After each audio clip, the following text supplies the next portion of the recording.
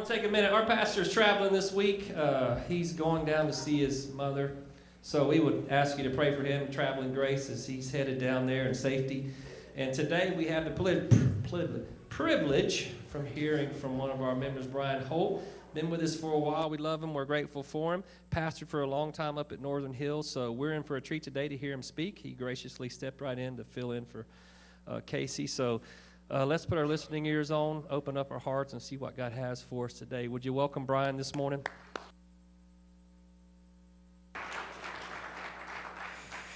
You all are gracious.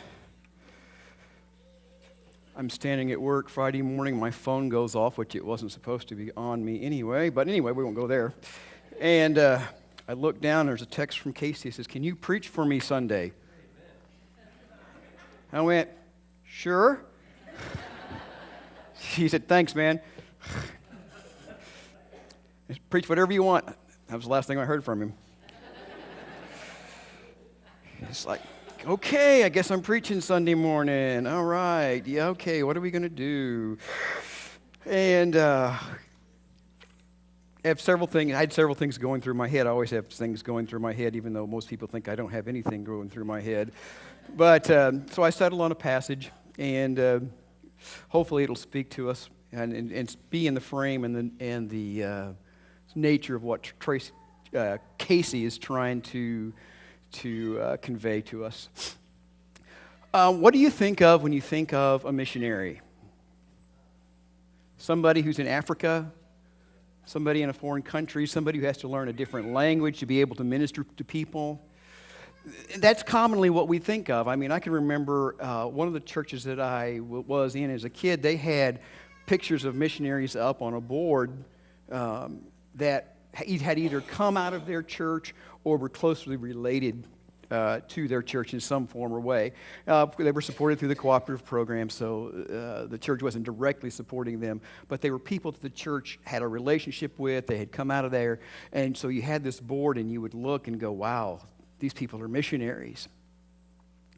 One of the things I think that we miss out on is really the understanding of what mission or missionary means. I mean, when we think of a missionary, we think of somebody who's been sent out, right? But we think they've been sent out to a foreign land most of the time. But when we look at a definition of missionary or specifically mission, it has to do with sending or being sent. And what I want us to look at this morning is the nature of God as the one who sends, and that we are the ones who've been sent. I want to just read this morning, if you will, out of Isaiah 6. I think it's a passage many of us are familiar with.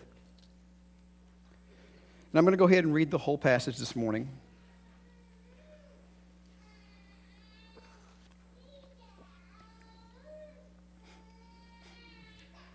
Isaiah chapter 6, beginning with verse 1. In the year that King Uzziah died, I saw the Lord seated on the throne, high and exalted, and the train of his robe filled the temple. Above him, seraphs, each with 6 wings. With 2 wings they flew, covered their faces. With 2 wings they covered their feet. And with 2 they were flying, and they were calling out to one another, "Holy, holy, holy is the Lord God Almighty. The whole earth is full of his glory." And the sound of their voices shook the doorposts and the thresholds, and the temple was filled with smoke. "Woe to me," I cried, "I am ruined, for I am a man of unclean lips, and I live among a people of unclean lips. And my eyes have seen the King, the Lord Almighty." And then one of the seraphs flew to me with a live coal in his hand, which he had taken with the tongs from the altar. With it he touched my mouth and said, "See, this has touched your lips. Your guilt is taken away. Your sin is atoned for." And then I heard the voice of the Lord saying, "Whom shall I send, and who will go for us?" And I said, "Here am I, send me." And he said, "Go and tell the people, be ever hearing but never understanding, be ever seeing but never perceiving. Make the heart of this people callous, cause their ears to dull, and close their eyes. Otherwise they might see with their eyes, and might hear with their ears, and understand with their hearts, and turn and be healed." And then I said, "For how long, O Lord?" And he answered, "Until the cities lie in ruin without inhabitants, until the houses are left deserted, the fields ruined and ravaged, until the Lord has sent everyone far away, the land is utterly forsaken, and though a tenth remains in the land, it will again be laid waste. But as the terebinth and the oak leave stumps when they are cut down, so the holy seed will be a stump in the land. Lots of good stuff there, but we're going to concentrate on verse 8. Here am I, send me. What we need to understand is that the Bible is a history of God sending people into the world. It's a history of Him working to reclaim and to restore His broken, fallen creation. And so what we begin to see, if we have the eyes to see it, is that God is a sending God. He sends Abraham to Canaan. He sends an angel to save Lot. He sends Moses to rescue the people of Israel. He sends the judges to bring order to the people of Israel. He sends the prophets to bring them and call them back to God. God is a sending God. Eventually, He would send His own Son into this world to call us back to Him. God is a sending God. Now, Isaiah stands here before God. We assume that he's in the temple. He's caught up in a vision. He sees God filling the temple that He promised the people that would be a place of symbolism where he would dwell among the people of Israel. Isaiah sees Him, and what we know and can conclude is that God is in a council saying, okay, how are we going to call these people back to us? And when God asks the question, who are we going to send? And who's going to go for us? Because of what God has done in the life of Isaiah, Isaiah immediately stands up and says, I'm here, send me. I'm here, send me. God is a sending God. Eventually, Isaiah would record for us the people to whom he felt called to go to. In chapter 61, let me read this for you. Isaiah writes this, "The Spirit of the Lord is on me because the Lord has anointed me to preach the good news to the poor. He has sent me to bind up the brokenhearted, to proclaim freedom to the captives and the release from the darkness of prisoners, to proclaim the year of the Lord's favor and the day of vengeance of our God, to comfort all who mourn, and to provide for those who grieve in Zion, and to bestow a crown of beauty instead of ashes, and oil of gladness instead of mourning, and a garment of praise instead of a garment of despair." But one of the things I need to point out about that passage is the simple fact that as Isaiah says this, the way the grammar is set up, you could put in front of each of those phrases the word "I was sent." In verse 3, he says, "And He has sent me to bind up the brokenhearted. He has sent me to proclaim freedom to the captives. He has sent me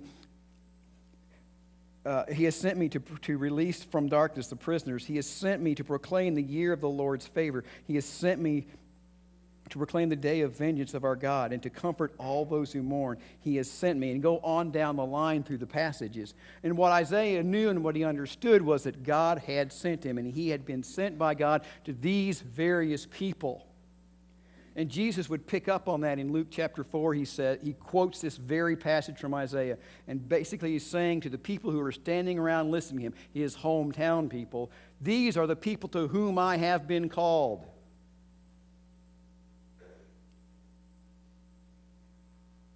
And for some reason, it didn't sit right with them, because they gathered him up and wanted to take him out and throw him off the top of the hill that the city was set on.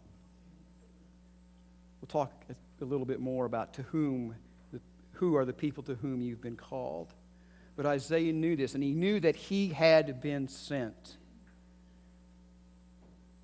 Jesus comes into this world, and I love John chapter 1, verse 14. "And the Word became flesh and dwelt among us." In the Message it says, "And the Word became flesh and He moved into the neighborhood."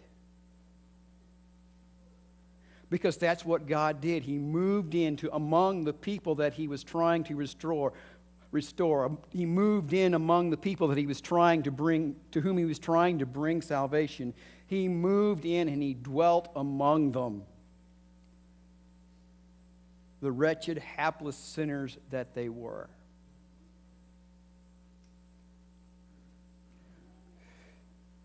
Then Jesus himself, as he's speaking to the disciples after his resurrection in John chapter 20, he calls them to himself and he says, "Peace be with you. As the Father has sent me, I am sending you." I am sending you. One of the things that we run into today as far as Christian people living in North America is we have failed to understand that God is a sending God and He has sent me. We think about the church being someone who sins, but we think about it as missionaries to a foreign field. Sometimes we completely eclipse the thought that God has sent us where we work and where we live and where we play. Give me that first slide, guys. George Hunsberger, in his book, The Church Between Gospel and Culture, talks about three views of the church. One of them is the Reformation heritage view. And you need to understand that when Martin Luther came on the scene, the church was corrupt. The leaders of the church were doing what they were doing more for their own power, their own prestige, for the wealth, to build shrines to themselves. And sometimes, really, if you look around, things haven't changed a whole lot. But anyway, Luther comes on the scene, the other reformers come on the scene, and they begin to talk about we need the right preaching of the word, because there was a lack in Luther's day of preaching of the word. Most people were illiterate, they couldn't read, and even if they could read their native language, the Bible was in Latin, they couldn't read Latin. And so one of the things that Luther begins to do, and the other reformers began to do, was they began to preach and teach the Scripture in a language that the people could understand. So that the Reformation view says that we have right preaching of the Word. We have the right administration of the ordinances. We have the proper exercise of church discipline. And what came as a result of that, now this was a corrective, remember, this was a corrective. But what came as a result of that is that people began to perceive that you went to church and that certain things were going to happen. You were going to have the preaching of the word. You were going to be able to participate in the Lord's Supper and baptism. You were going to occasionally have to have some kind of discipline brought into place. Church became something where a place where certain things happened. Next slide, guys. The next view that George talks about is the contemporary variation. We haven't come actually very far from the Reformation view. What did you expect to happen here this morning? Did you expect to have some music? Did you expect to hear some preaching? Yeah, we haven't come very far from that view, but there's a little bit of a variation on it. Unfortunately, in this view, and it's more widespread than you want to ever think, is that the church has become a vendor of religious goods and services. The church has become a vendor of religion, goods, and services. Members are looked upon as customers. You know, I sell cars for a living, and I need customers, and I'm going to treat you very well. But that doesn't transfer very well into the church. Because what happens is church members consume those goods, which is great music, which children's programs, small groups, et cetera, et cetera, et cetera. On and on and on. We come and we consume those, but what happens is we're not sent out. We come, we consume, we go back to our lives without, unfortunately, very much of a change in who we are and what we're doing.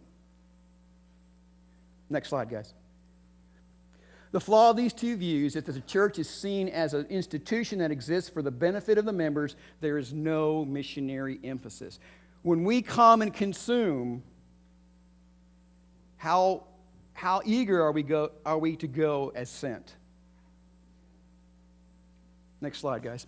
All right, so Hunsberger's third view is the fact that he calls the church is called and sent to participate in God's mission in the world. The church still gathers, but not for its own sake. Prayer, worship, study Equip us to be sent into the world. The church is a gathered and a scattered people. We are the only group of people that can truly be said about that. We need to gather together. We cannot minimize what happens when we gather together. We pray for each other. We hold up each other. We encourage each other. But we do all of that not for our own selfish ends, but so that we can be turned around to go back out and face the mission field that God has sent us to and placed us in. We have been called and we have been sent. Next slide, guys. The reason that this is important is because of the ability to touch people with the gospel.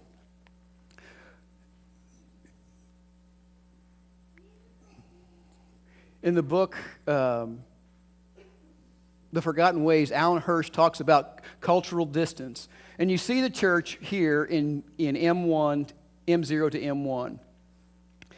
And that's just the sphere in which we all live. There's another sphere that's further from the church, which is harder to reach with the gospel, M1 to M2. The third one is M2 to M3, even harder to reach with the gospel, and M3 to M4, very hard to reach with the gospel. Next slide, guys.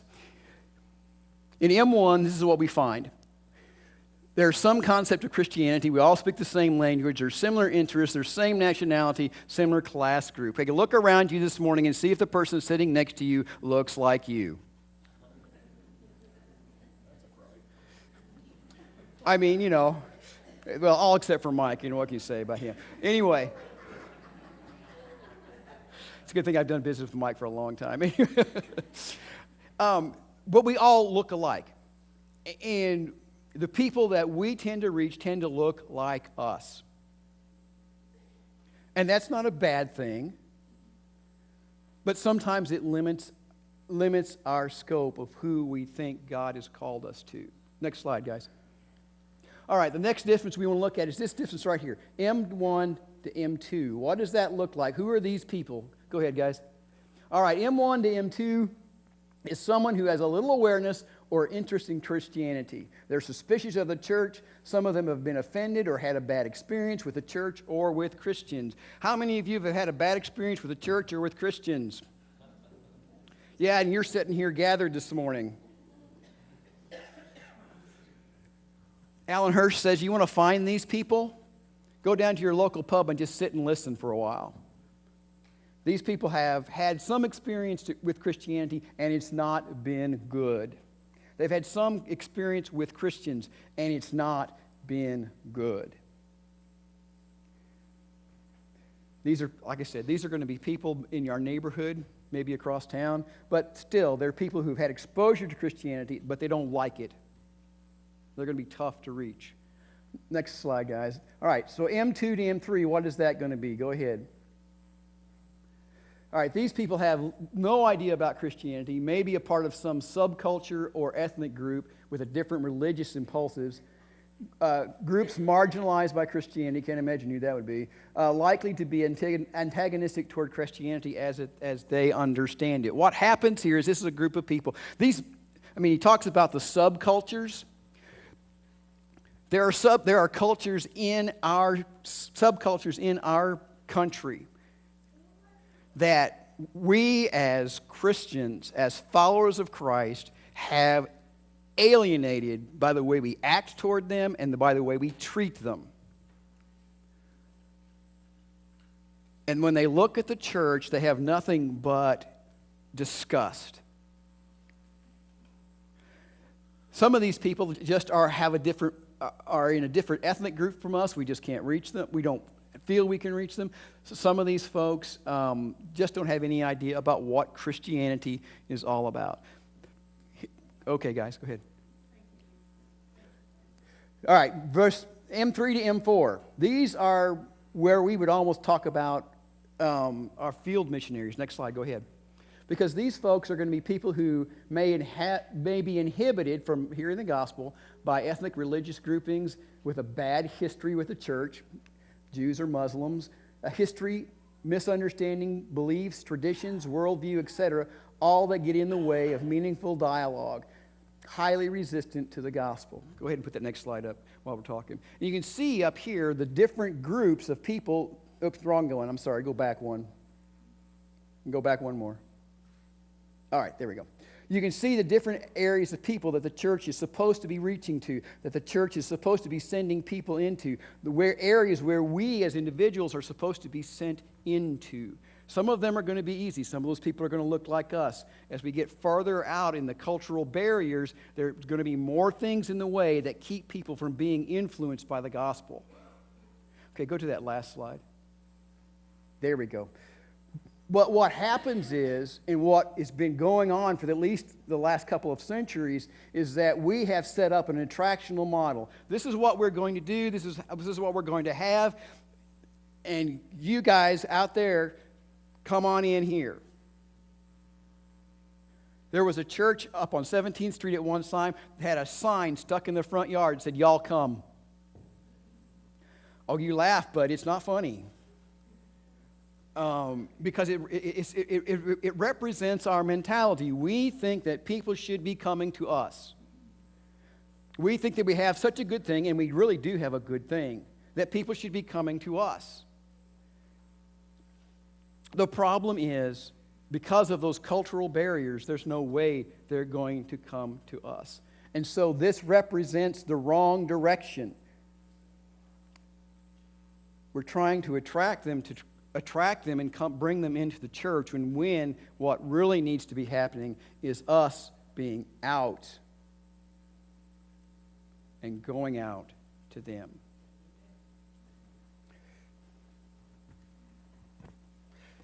Now I've got to check my notes because I don't know where I am.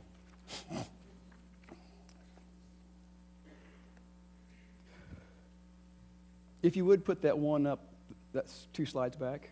Yes, thank you for so much. You've got good guys up here. I appreciate it. Let me tell you, the people in the audio booth and the video booth only get recognized when something goes wrong.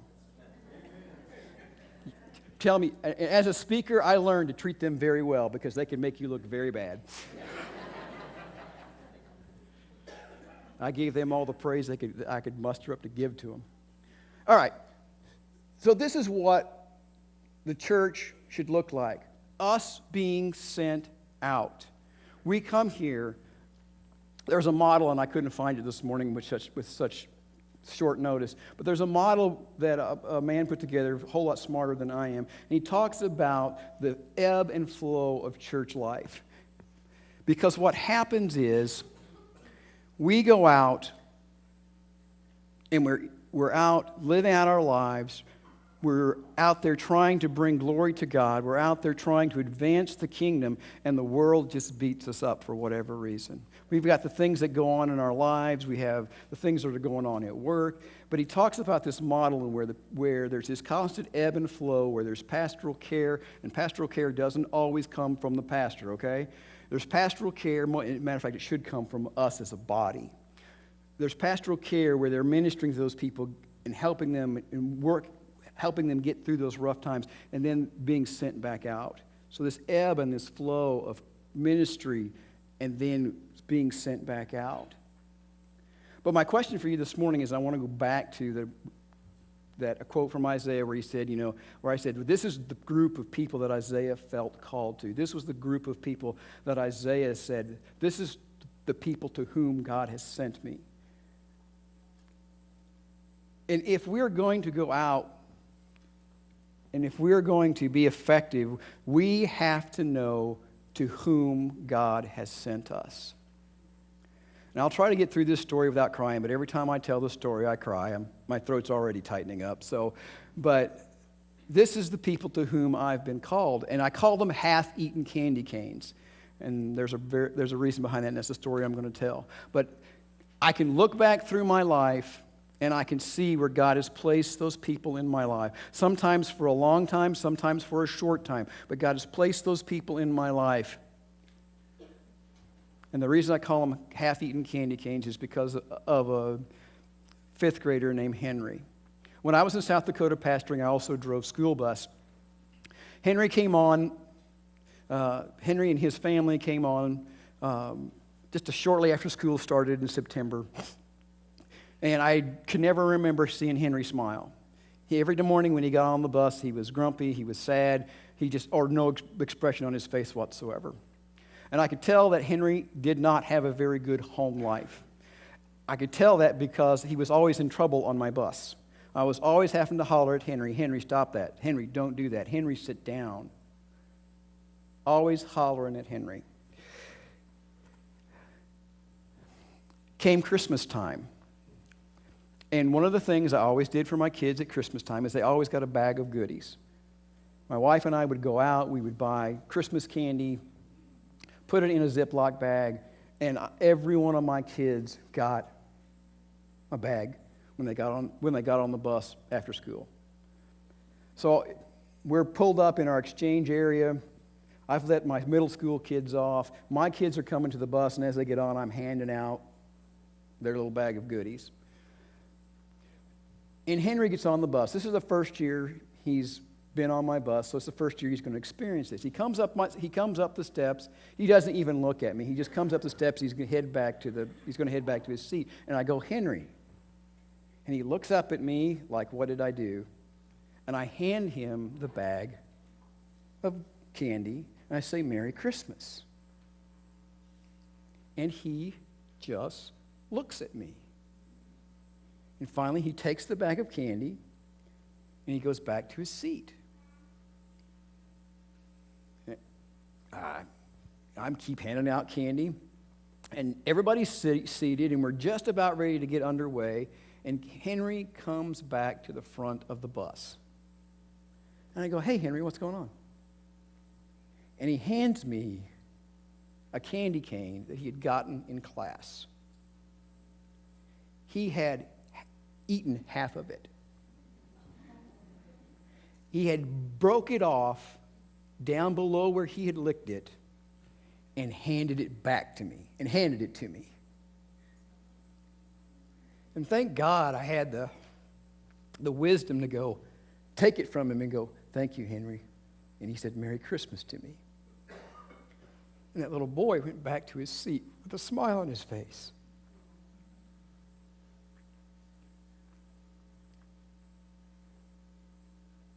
Never had any more trouble out of Henry after that. He always went back to his seat, sat down, behaved himself. But that was the first time in Henry's life that he'd ever experienced grace. He never expected to get anything from me because he was always in trouble with me. But those are the kind of people that God keeps bringing into my life on a continuous basis. And sometimes they drive me absolutely nuts. And I go, God, why do you keep doing this? There are other times, I've got a guy I work with. He falls into the half-eaten candy cane paradigm just wonderfully. And I just keep being his friend through the crazy stuff he does and just keep showing him Jesus. My question for you this morning, and really our challenge, is to whom has God called you? To what people has God called you?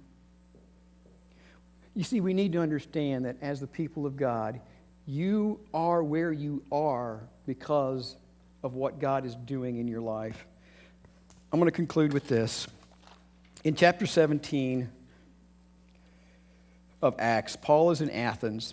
He's talking to the Areopagus, and he says this, the God who made the world and everything in it is the Lord of heaven and earth, and does not live in temples made by hands. He is not served by human hands as if he has any need, because he himself gives all men life and breath and everything else. Listen to verse 26. And from every man he made every nation of men, and that they should inhabit the whole earth. And he determined the times and the exact places where they should live. You do not live where you live by accident. You do not work where you work by accident. You do not play where you play by accident. God has sent you there.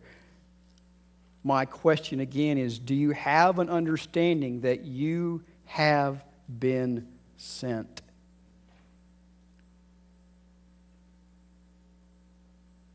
God wants to use you as a missionary in your neighborhood, among your co-workers, among those people that you gather with, to work out with, or to entertain in the backyard. And hopefully those people aren't all followers of Christ. To whom has God sent you? And have you replied like Isaiah replied, "Here am I, send me."